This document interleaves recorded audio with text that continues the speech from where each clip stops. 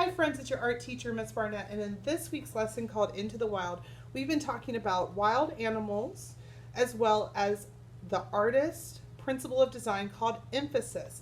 Emphasis is when artists attract the viewer's attention to the main subject in their artwork. And our main subject today is going to be a real or imaginary animal. So what you're going to need today is a piece of scratch paper,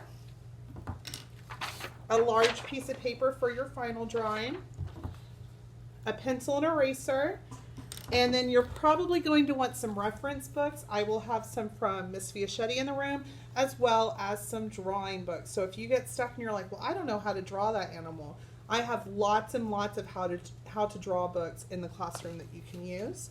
When we finish our drawing today, we are going to use oil pastels. Remember, they're soft and creamy to finish coloring our design. So gather your materials and let's get started. So before we get started today, I want to point out a couple of things that you might want to think about while you're working. Remember that just like people, animals can have very expressive faces. I want to remind you also to pose your animal's body to express its mood or emotion. And we're going to do some sketching first. And I want you to think about the colors and shapes that you're going to use in your drawing. Remember, some animals have very protective coloring, which is the color of their habitat. And then other animals like songbirds have brightly colored bodies to attract their mates. So think about that as we're working today. So I'm going to start by sketching. So what we're going to do is we're going to take this paper and we're going to fold it into fours.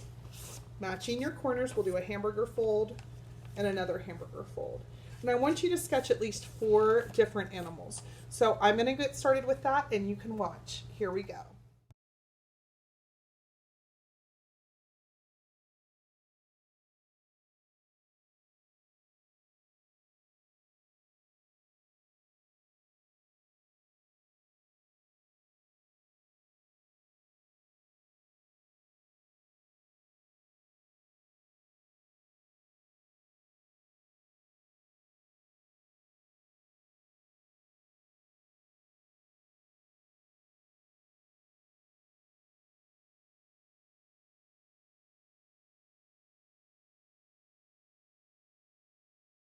All right, friends, so I've drawn my 4 animals. 3 of them are real, 1's imaginary. It's up to you what kind of animal you want to do, real or imaginary. I think I'm going to do the dragon. And once I've decided on that, I can move it over here to my large paper. Now you need to think, is your animal wider or taller? Since my animal's a little bit wider, I'm going to make my paper wide. So now I'm going to do my sketch on my big paper, and then I'm going to get started adding the color with the oil pastels. Actually, I changed my mind. I'm going to make it tall. Here we go.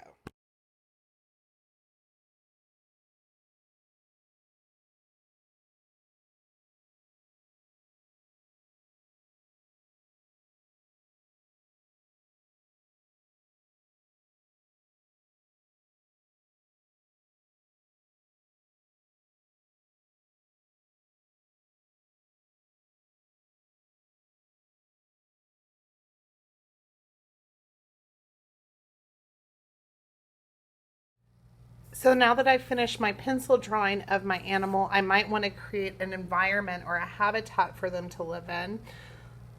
Let me think about where a dragon could live. Many, many places. Let's see.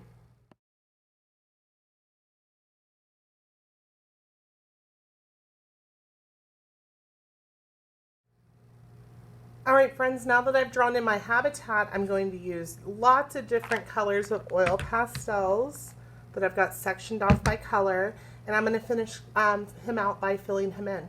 Now, you need to decide, is your creature going to blend in with his habitat, or is he going to stand out from his habitat like a songbird? Let's get started.